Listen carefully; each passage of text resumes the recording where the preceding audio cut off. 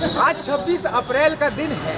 लोकसभा चुनाव का दूसरा चरण शुरू हो चुका है और हम आ चुके हैं उस धरती पर जहां से देश में क्रांति की शुरुआत सन 1857 में हुई। ये वो शहर है जो अपने सांप्रदायिक सौहार्द के लिए जाना जाता है।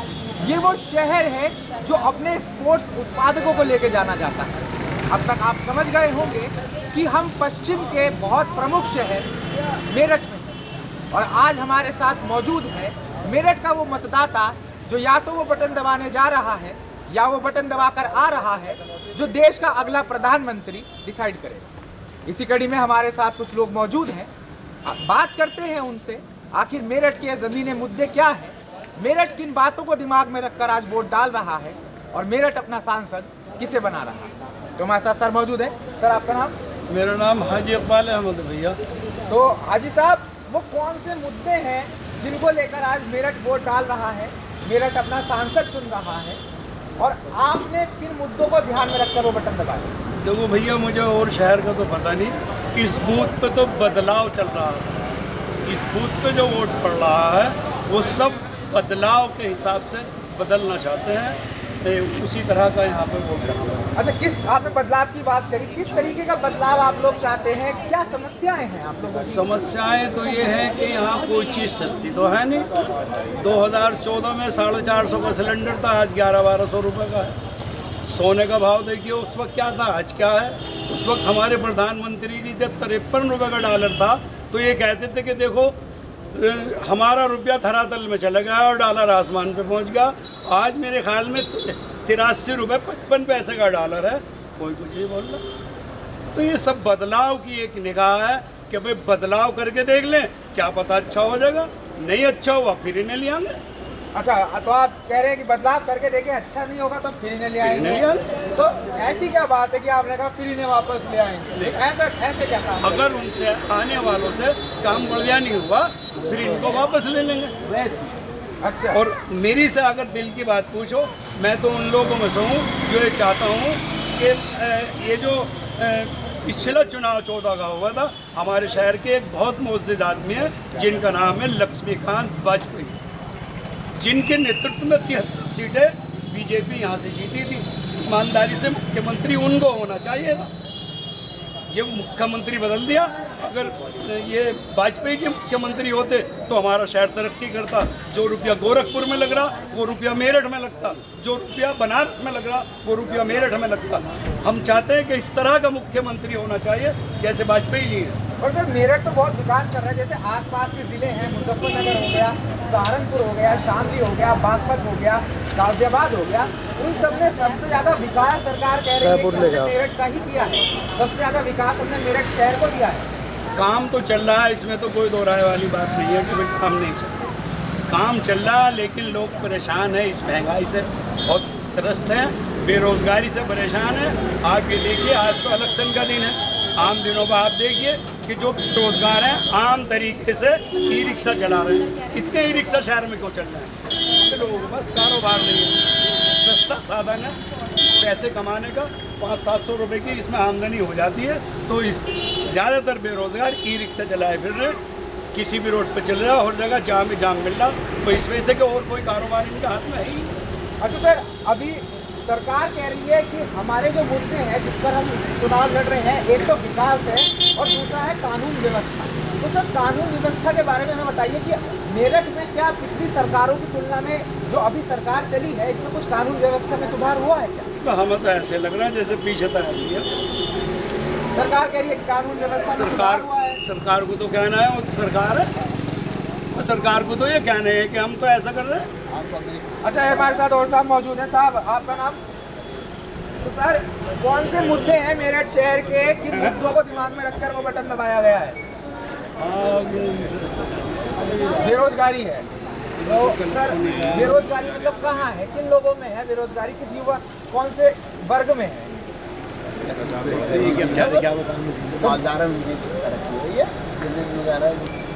रोजगार मिला है और सब समाधान हो गया। तो कौन बन रहा है मेरठ का अगला सांसद? सुनीता वर्मा। अब हमारे साथ साहब मौजूद है। साहब, क्या मुद्दे हैं मेरठ शहर के आपके?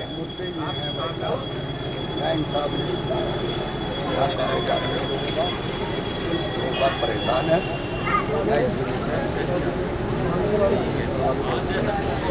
तो सर आप कह रहे इंसाफ नहीं मिल रहा, किस तरीके का इंसाफ नहीं मिल रहा?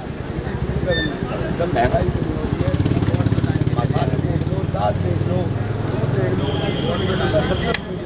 सरकार कह रही है कि मेरठ शहर को हमने सबसे ज्यादा विकास किया है पूरे पश्चिम उत्तर प्रदेश में। आप दूध की बात देखो, 70 रुपये किलो दूध हो रहा है भैंस का, जो 30 रुपये किलो होता था। महंगाई देखो कहाँ तक पहुँच रही है, इससे कोई रोकने वाला नहीं है महंगाई। अच्छा, तो महंगाई सबसे प्रमुख मुद्दा है आपके मानने में? सबसे ज़्यादा महंगाई का मुद्दा है। अब आदमी 500 रुपये कमा रहा, 500 रुपये हो जा करे, बच्चों की शादी कहाँ से करेगा? सरकार कह रही है मुफ्त राशन दे रहे हैं 80 करोड़ लोगों को, बच्चों को शिक्षा प्रदान की जा रही है। कह रहा है राशन मत बांटो किसी को, एक कोरा भी मत दो राशन के पैसे तो हम लोगों से लिए जा रहे हैं। राशन को कोई कह रहा बांटो, फ्री में बांटने से फायदा क्या है? अच्छा, तो आप कह रहे फ्री का माल हमें नहीं चाहिए? नहीं, हमें नहीं चाहिए फ्री का माल, हमको बिल्कुल नहीं चाहिए। नहीं चाहिए, आपको चाहिए रोजगार? रोजगार चाहिए, फ्री का माल नहीं चाहिए हमें। खुद खा के खुद कमा के खुद खाना चाहते हैं आप? जी जी। तो सरकार से आपकी डिमांड है कि फ्री का राशन बंद कर दिया, बंद कर दिया जाए। किसानों के दिखे 30-40 रुपये उन्हें भी मिल रहा फ्री में, वो दे रहे हो उन्हें जब उनकी खेती पैदा हो रही है।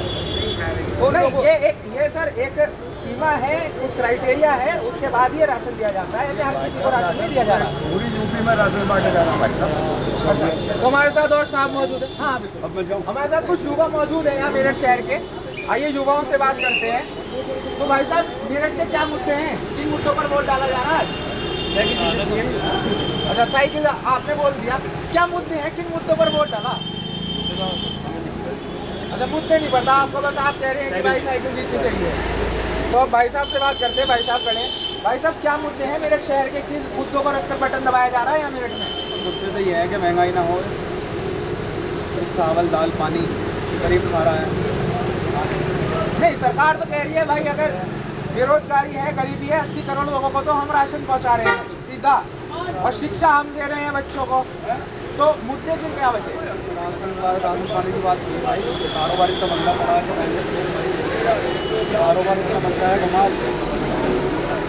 और सरकार कहती है कि पश्चिम उत्तर प्रदेश में सबसे ज़्यादा विकास अगर किसी शहर का हुआ है तो वो मेरठ शहर है।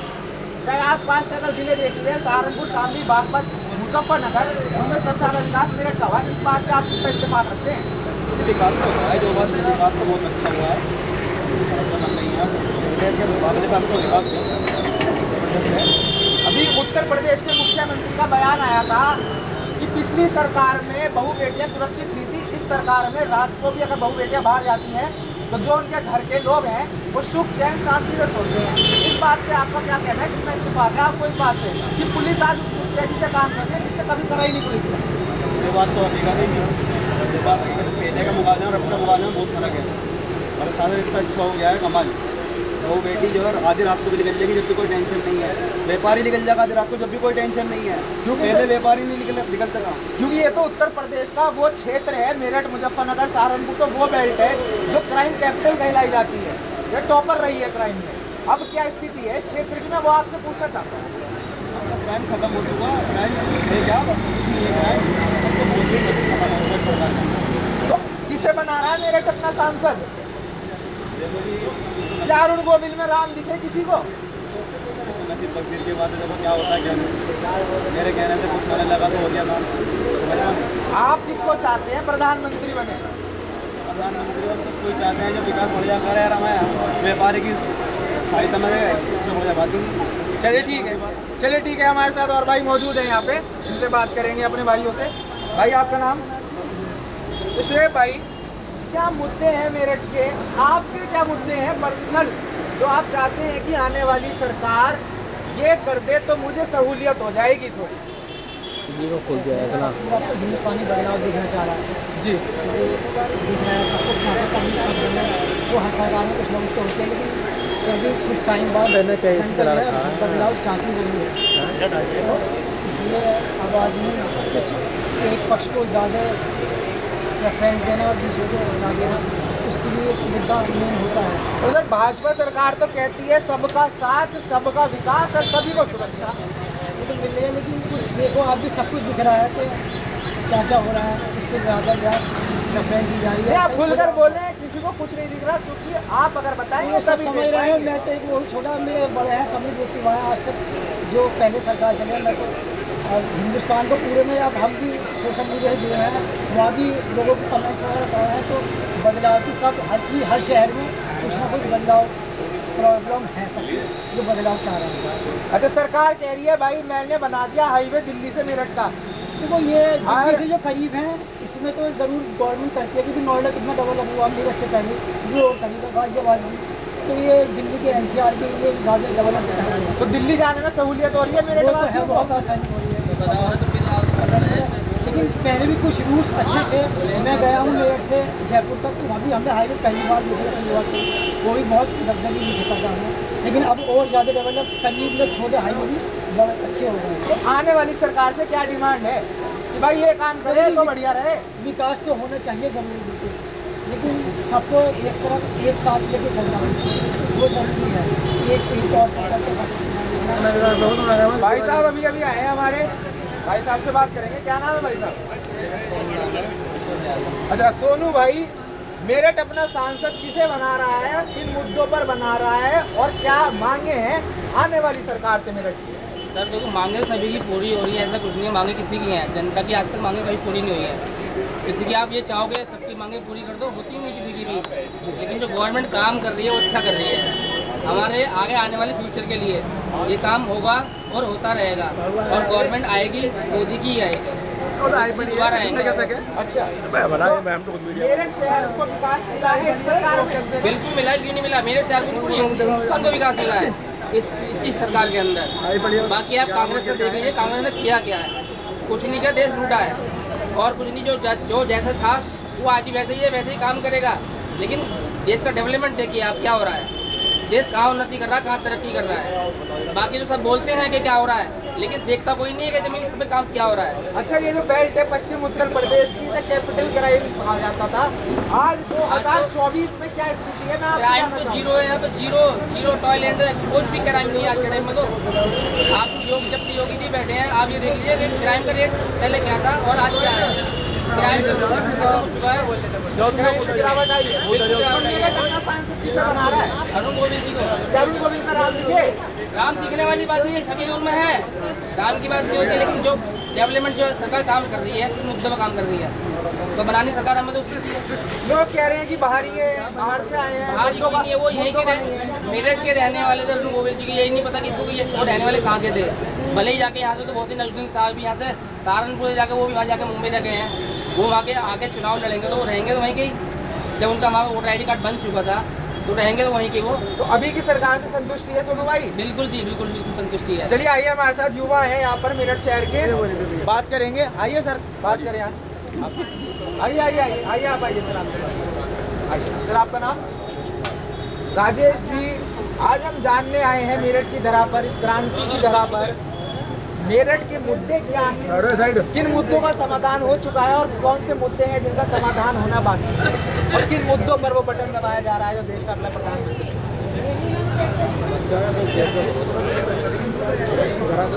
बहुत ज़्यादा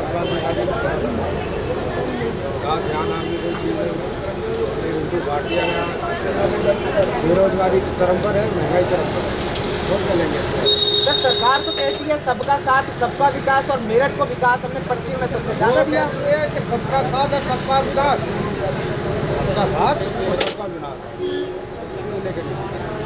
उन्होंने तो केवल ये सोच लिया है हिंदुस्तान के जो गिने चुने उद्योगपति करोड़पति उन्हीं को अमीर बनाना, गरीबी खत्म करके खत्म कर देना। और जब सरकार कह रही है कि पश्चिम में मेरठ को सबसे ज़्यादा डेवलप कर दिया हमने, कर दिया। सारे जिले हमने छोड़े हैं, मेरठ को डेवलप कर रहे हैं। कहाँ डेवलप करा, क्या डेवलप किया बताइए, क्या आदमी बता दीजिए। कह रहे मेरठ को हाईवे में जोड़ दिया। तो पहले से जुड़ा हुआ है, ये तो योजना पहले से चली आ रही है, 10-10, 12-12 साल पहले से। जो सरकार आ रही है उसका बनाया था, तो कौन सा दिक्कत आ गई? तो आने वाली सरकार से क्या मांगे हैं कि ये करे तो ठीक है, वो कुछ नहीं कर सकती सिवाय हिंदू मुस्लिम धर्म के नाम पर लड़ाना चाहती है, और इससे ज़्यादा कुछ नहीं। तो बदलाव किसको देखते हैं आप? गठबंधन। सर, गठबंधन में कप्तान डिसाइड नहीं हो पा रहा।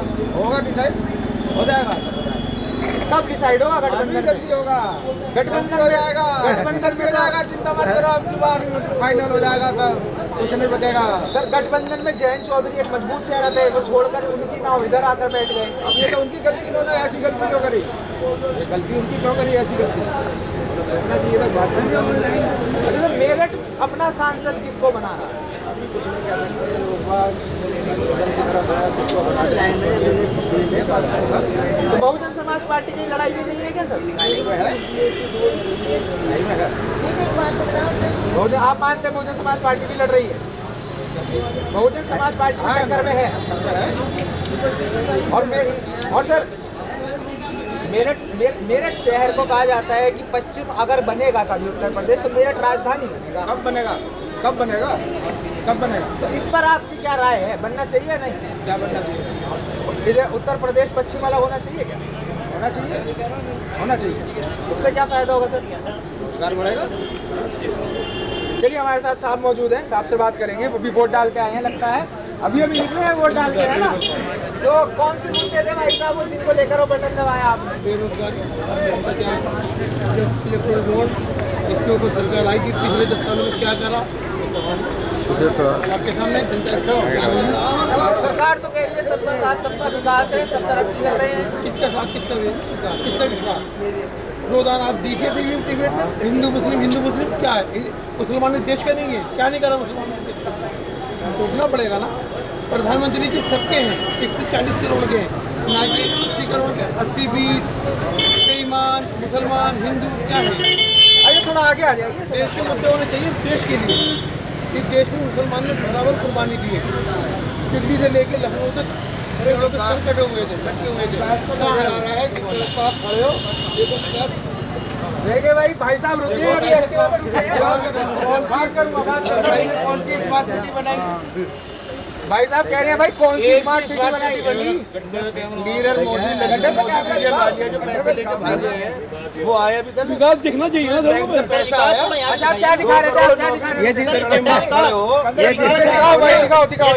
दिखाओ आज तक आए और इतना वहाँ तक दिखाओ। नहीं लेके जाएंगे, नहीं लेंगे, नहीं लेंगे। ये दिखा कर नहीं रहेंगे हम आपको। आप इसके सड़क इसका फोटो कैप्चर करो ना। इसका फोटो भी कैप्चर हो, पूरी बात भी कैप्चर हो रही है। स्मार्ट सिटी बताओ कौन सी बनाइए? विजय माल्या आया, ललित मोदी आया, नीरज मोदी आया, स्विस बैंक से पैसा आया, 15-15 लाख सबके अकाउंट में, आपके अकाउंट में है। 2 करोड़ नौकरी आई। जो MBA कर रहे हैं, CA कर रहे हैं, उनसे पकौड़ा तलने की बात हो रही है। तो हलवाई की दुकानें ना खुलवा दे, सबको पकौड़ा बनाना सिखा दे। 16,000 करोड़ लेके बाद कहाँ जा रहे हैं? अगर रोजगार देते तो ऐसे ही होता। एग्जाम होता है, पेपर रिजेक्ट हो जाता है कि सर पेपर आउट हो चुका। ये है विकास, जिसकी बात आप अभी थोड़ी देर पहले कर रहे हैं, काफी वक्त है। विकास ये है कि जो किताब सड़क पे रास्ता छोड़ दे, थोड़ा एजुकेशन के लिए सड़क पे रास्ता छोड़ के इधर हो जाए। उस पर बहुत महंगा पैसा लिया जा रहा है। जो किताब कुछ पैसों की मिलनी चाहिए वो हजारों में मिल रही है। उसकी वजह ये है कि गरीब नहीं पढ़ेगा तभी तो भक्त बनेगा इंडिया। पढ़ेगा इंडिया, आगे बढ़ेगा इंडिया नहीं। ये सिर्फ स्लोगन कहने के लिए है। सच्चाई ये है कि नहीं पढ़ेगा इंडिया तभी तो भक्त बनेगा इंडिया, और ये भक्त ही तो वोट देगा उनको। आप विकास की बात कर रहे हैं। विकास ये है कि प्रधानमंत्री जी रैली में कहते हैं कि जी हिंदू बहन माताएं का मंगलसूत्र छीन लिया जाएगा और मुसलमानों में बांट दिया जाएगा। अब आप उनकी बात दीजिए कि स्पीच पर कुछ है, और जो उनका चैनल है जिसमें वो इंग्लिश में ट्वीट करते हैं, क्योंकि वो पूरी दुनिया देखती है, उसमें मुसलमान का जिक्र नहीं आता। उसमें सिर्फ आता है कि बांट दिया जाएगा। ये है प्रधानमंत्री जी की जबान गारंटी, जिसको आप कह रहे हैं कि भाई वो ऐसा काम करे। अब आप कह रहे हैं विकास। सर विकास ये होता है कि जहां आप खड़े हैं, आपके कैमरामैन ने अभी तक नहीं दिखाया, आपकी 2 बार आगे पीछे होते आपके पैर के लड़खड़ाए थे। ये था विकास जो अब तक हुआ है। 50 दिन मांगने वाले ने 10 साल के बाद कह रहा है 5 साल और अब ये है विकास। आप विकास की बात कर रहे हैं, ये सिर्फ एक छोटे से एरिया है। अगर आप पूरे शहर घूमोगे तो आपको विकास शायद नजर आ जाए, बट पब्लिक को कहीं तो सर अगर ये नहीं तो कौन? बड़ा सवाल जो उठता है वो ये उठता है, अगर ये नहीं तो कौन? जो पब्लिक की बात सर, एक करें। छोटी सी कहावत है कि नेचर जो है बदलाव मांगती है, ठीक है, nature is the law of nature, change is the law of the nature. तो वही चीज़ है, चेंजिंग इस बार जरूरी है सर, अपनी बात करना जब नेचर अपना बदलाव कर रही है, चेंज कर रही है, तो इस भाई बार अगर बदलाव की मांग है तो सवाल यही उठता है, अगर ये नहीं तो कौन? ये नहीं तो कौन? जी सर, ये नहीं तो वो जो उस काबिल है। हमने 50 दिन कौन है वो? वक्त आएगा, मुझे कोई नाम नहीं है, आएगा, उस विकास का कोई नाम नहीं। जो पब्लिक की बात करे वो, जो सबकी बात करे वो, जो आते जाते सबको एक साथ समझे वो। तो आपके नजरिए से इस समय वो बात कौन कर रहा है? कौन है वो नेता? अब की बार गंगा पार, उनका नारा अब की बार 400 बार, हमारा नारा अब की बार गंगा पार। तो कौन किसकी नैया पार करा रहे हैं सर? मेरठ में किसकी करा रहे हैं आप? सर, मेरठ में नैया पार, मेरठ की जो हिंदू मुस्लिम एकता की बात करेगा साहब, जो कौन कर रहे हैं? बसपा कर रही है, समाजवादी कांग्रेस कर रही है, भाजपा कर रही है, कौन कर रही है? सिर्फ बीजेपी को छोड़ के सब कर रहे हैं। बीजेपी सिर्फ माइनॉरिटीज की बात करती है। माइनॉरिटीज को क्या दिया उन्होंने पिछले 50 सालों में? क्या आप दिया? ये देखिए, मुसलमानों ने क्या नहीं दिया उन्हें, और उन्होंने हमें क्या दिया? अब आप ये देखिए कि हमारे प्रधानमंत्री श्री नरेंद्र मोदी जी एक जगह स्पीच देते हैं, वो कहते हैं कि मंगलसूत्र कट जाएंगे, बिक जाएंगे, ये बांट देंगे। उसके बाद वो अलीगढ़ यूनिवर्सिटी में जाते हैं, वहाँ कहते हैं हम मुसलमानों को साथ लेकर चलेंगे। उसके बाद तीसरी रैली होती है आसाम के अंदर, वहाँ पे फिर वही स्लोगन, ये मुसलमानों में बांट दिया जाएगा। मुसलमानों ने सबके साथ अपना खाना, अपना दाना, अपना खून इस देश में हमारे बड़ों ने बांटा है। सभी का खून शामिल है इस मिट्टी में, उस आज़ादी में, जिस आज़ादी में आप बोल रहे हैं, जिस आज़ादी में मैं बोल रहा हूँ। आपके बड़े भी बोले, मेरे बड़े भी बोले, मेरे बच्चे भी बोले, आपके बच्चे भी एक बोले। परिवार था, सब ये एक परिवार था। उस वक्त अगर ये मेंटेलिटी के लोग होते जिन्होंने ये कहा था अंग्रेजों से कि हमें माफ़ी दे दो और हम तुम्हारे वफादार रहेंगे, आज़ादी से हमारा कोई सरोकार नहीं है, आज ये उन्हीं की औलाद कह रही है कि ये देश सिर्फ हिंदुओं का है, ये देश सभी का है, हिंदू, मुस्लिम, सिख, ईसाई। ये एक स्लोगन नहीं है, ये एक सच्चाई है। हिंदुस्तान को बांटने के लिए, तोड़ने के लिए लोग आए थे, अब भी हैं और शायद आगे भी आए। लेकिन देश की जनता मजबूत होकर हमेशा लड़ेगी। आपकी ये बात हमको समझ में आई। हमारा एक सवाल है आपसे जी, मेरठ में टक्कर किसके बीच है? क्योंकि यहाँ बसपा भी है, सपा कांग्रेस सर खुल गए गठबंधन यहाँ पर, भी है। गठबंधन यहाँ पर खुलकर आ गए हैं। अब आप बात करेंगे कि जी राम गोविंद में राम दिखे या नहीं। सर, राम मुझे आप में भी नजर आ रहे हैं, अगर आप दिखाना चाहें। मन का हर सच्चा भाई साहब के हाथ में भी नजर आ रहे हैं। राम हर उस इंसान के अंदर है जो इंसानियत की बात कर रहा है, दिखावा नहीं। राम ने दिखावा किया तो आप कह रहे हैं आगे गठबंधन निकल रहा है? बिल्कुल निकलेगा, 100% निकलेगा। और मेरठ के अब जो जमीनी मुद्दे हैं, मेरठ क्या आने वाले सरकार से सर, क्या हमारा अपने लिए क्या मांगता है? सर अपने लिए सिर्फ हम छोटी सी चीज़ मांगते हैं कि हम और हमारे बच्चों को पढ़ने दो, हमें कुछ नहीं चाहिए, हमारे 5 किलो राशन नहीं चाहिए, हमें मुफ्त में अनाज नहीं चाहिए, हमें मुफ्त में शिक्षा चाहिए, जिससे हमारे बच्चे पढ़ेंगे, आगे बढ़ेंगे और खाना तो अपना